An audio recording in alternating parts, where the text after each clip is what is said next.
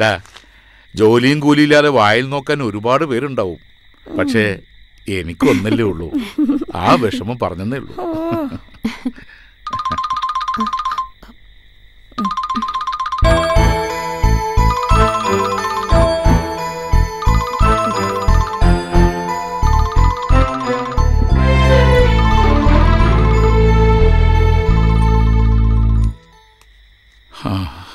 ഈശ്വര, ഇതിന്റെ പഠിത്തം കഴിഞ്ഞ് ആരുടെയെങ്കിലും കയ്യിൽ പിടിച്ചേൽപ്പിക്കുന്നവരെ നെഞ്ചിൽ തീയ. എന്തിനാ ഇപ്പൊ അങ്ങനെയൊക്കെ ചിന്തിക്കുന്നേ? നിനക്കതറിയില്ല. മുഹൂർത്തത്തിന് എന്നെ ഫോൺ വന്നു കണ്ടില്ലേ? നമ്മുടെ മുന്നിൽ വെച്ച് സംസാരിക്കാൻ അവൾക്കെന്താ തടസ്സം? അത് അവളുടെ കൂട്ടുകാരി വല്ലായിരിക്കും. ഭാനുമതി, നീ ഇപ്പോഴും നാട്ടിൻപുറത്തുകാരൻ പുളിക്കൽ ബാലക്കുറുപ്പിന്റെ മോള് തന്നെ. കാലം പുരോഗമിച്ചറിയാത്ത വെറും ഒരു നാട്ടിൻപുറത്തുകാരി. അതിനെന്താ ഇപ്പൊ നഷ്ടം? ഞാൻ ആശിച്ച പോലെ എല്ലാം നടക്കുന്നില്ലേ? നല്ലൊരു മോള്, പിന്നെ എന്നെ മാത്രം സ്നേഹിക്കുന്ന ഒരു ഭർത്താവ്. ഇത്രയൊക്കെ ഈശ്വരൻ തന്നില്ലേ? അതൊക്കെ ധാരാളം. ഇത്രയും കാലമായിട്ടും നിന്റെ നാണവും സ്നേഹവും കാരണമല്ലേ ഞാൻ മറ്റൊരു സ്ത്രീയുടെ മുഖത്തുകൂടി നോക്കാത്തത്. നിന്നെ അല്ലാതെ മറ്റൊരു പെണ്ണിനെ കുറിച്ച് ഞാൻ ചിന്തിക്കുന്നത് പോലുമില്ല. അതെ, മിസ്റ്റർ പിള്ളയ്ക്കും മിസ്സസ് പിള്ളയ്ക്കും ചെറുപ്പം കൂടി വരികയാണെങ്കിലും എനിക്ക് ഇത്തിരി ഭക്ഷണം കഴിക്കണം. പിള്ളയുടെ പ്രമാണിത്വം ഡ്രൈവർക്ക് അറിയില്ലല്ലോ, അതങ്ങ് പോവും. ശരിയാ, അവൾക്ക് വിശക്കുന്നുണ്ടോ? ഭക്ഷണം എടുക്കാം.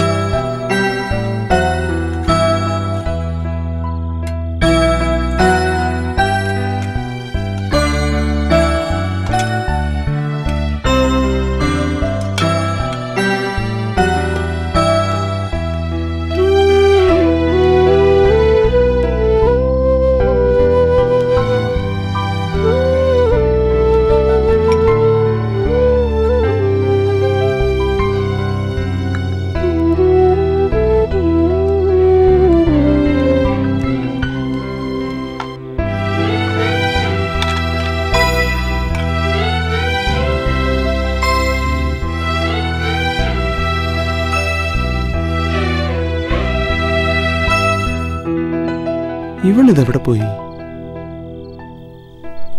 ഒന്ന് പോയി നോക്കിയാലോ?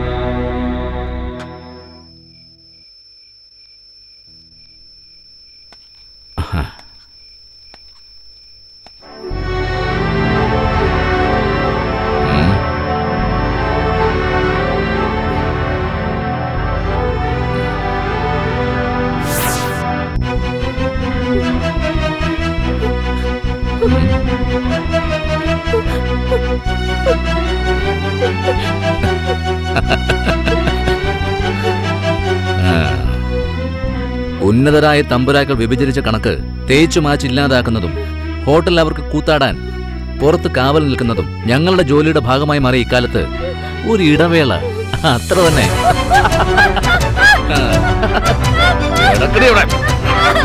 നമ്മുടെ പോലീസ് ഏമാൻ നേരം കുറയല്ല. നമ്മളിവിടെ ഊഴം കാത്തിരിക്കുന്ന കാര്യം അങ്ങേര് മറന്നുപോയോ? ഏമാനാള് പഠിച്ച കളനാ, പുതിയ എഞ്ചിനാ, ഓട്ടം നിർത്താനായിട്ടില്ല. പുറംകാല് കൊണ്ട് തൊഴിക്കേണ്ട ഇനമാ. പലപ്പോഴും ചെയ്ത ഉപകാരം ഓർത്താ.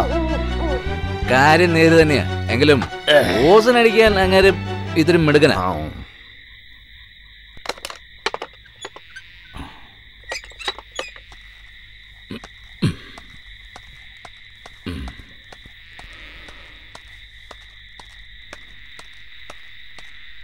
വരണം വരണം ഏമാനെ, രാത്രിയിൽ ഈ നാടിന്റെ സമാധാനം കാത്തു സൂക്ഷിക്കാൻ ഈ പാവം പോലീസുകാരനെ എത്ര പണിപ്പെടുന്നു. പോയിട്ടല്ല, പോലീസുകാരന് ആരും നിയമം പഠിപ്പിക്കണ്ട. ആരും ചോദിക്കാനും പറയാനില്ലാത്തൊരു പെണ്ണിന്റെ കാര്യത്തിൽ പ്രത്യേകിച്ചും. മനസ്സിലായില്ലേ? അതാണ് നേരെ.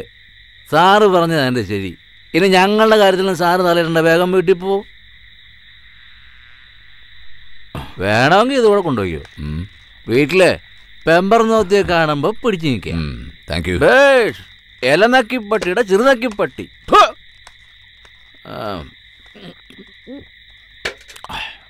ബാക്കി വെച്ചേക്കണം.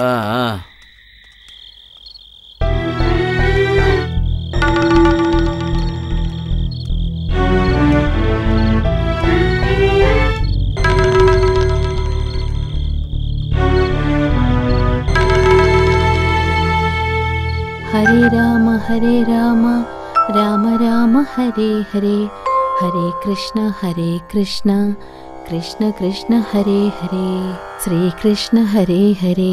ഹരേ രാമ രാമ രാമ ഹരേ ഹരേ, ഹരേ കൃഷ്ണ കൃഷ്ണ കൃഷ്ണ ഹരേ ഹരേ.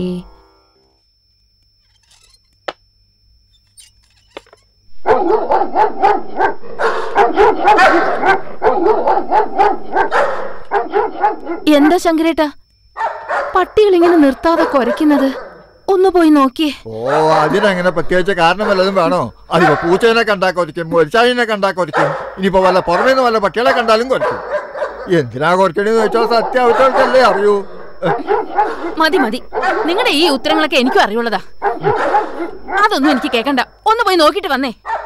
ഓ, ഈ സാവിത്രി കൊച്ചിനോട് ഞാൻ തോറ്റു. ഒന്ന് പോയി നോക്കിട്ട് വാ. രാത്രിക്ക് ഞാൻ പോണോ? നായിക്ക് കുറയ്ക്കാൻ കൊണ്ടുവരുന്നു ഇങ്ങനെ.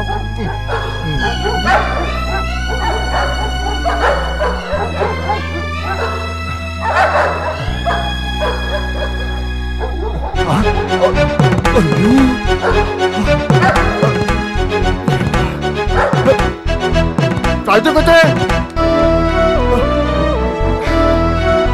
സാവിത്രി കൊച്ചേ, സാവിത്രി കൊച്ചേ, നമ്മളെ കൊച്ചൊരു വെറുതെ എഴുതില്ല കേട്ടോ. അവിടെ ഒരു പെൺകുട്ടി രക്തത്തെ കുളിച്ച് കിടക്കുക. ശിവ ശിവ, ഞാൻ എന്തേ കേക്കണേ? വന്നേ. ദൈവമേ, എവിടെ? അയ്യോ ശങ്കരേട്ടാ, ഇതാരാ? ഇതാ ഇത്തിക്കര ചന്തി തെണ്ടി നടക്കുന്ന പെണ്ണാന്നാ തോന്നണേ. ബോധമില്ല, എന്തോ സംഭവിച്ചിട്ടുണ്ട്. ശങ്കരേട്ടാ, നോക്കി നിൽക്കാതെ ഇവളെ എടുത്ത് വീട്ടിലോട്ട് കിടത്ത്. അതിപ്പോ ഏതോ ഒരു പെണ്ണിനെ അകത്ത് കയറ്റി പനിനീര് തളിക്കാനല്ല പറഞ്ഞത്, ഇത്തിരി മനുഷ്യത്വം കാട്ടാനാ.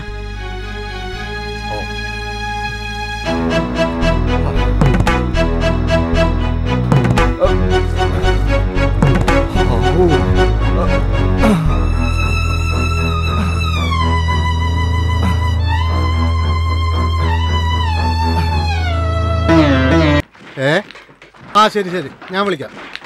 ഓക്കെ. എന്താ മുതലാളി ഈ ഇടയായിട്ട് വല്ലാത്തൊരു ഗൗരവം? അല്ല, ഈയിടെയായി നീ എല്ലാ അനാഥരെയും ഏറ്റെടുക്കാൻ തീരുമാനിച്ചു എന്ന് കേട്ടല്ലോ. അതെ, ഈ വർക്കിയെ ഉപദേശിക്കാൻ നോക്കണ്ട. എടേ, മാമ്പള്ളി ഔസേപ്പ്, അതായത് എൻ്റെ അപ്പൻ, അങ്ങേര് വിചാരിച്ചിട്ട് നടന്നിട്ടില്ല. എന്നിട്ടാ നീ. മുതലാളി, ഒരുപാട് സഹിച്ചത് ആ കുട്ടി. ഇനിയും അതിനെ ഉപദ്രവിച്ച ദൈവം പോലും സഹിക്കില്ല. സമയം കളയാതെ നീ നിന്റെ പണി നോക്ക്. എനിക്ക് വേറെ പണിയുണ്ട്. ഹലോ, ആ ചേട്ടാ, തപ്പ വരാം. ഇതാ പപ്പടേ. ഓ ശരി. എന്താ അത്?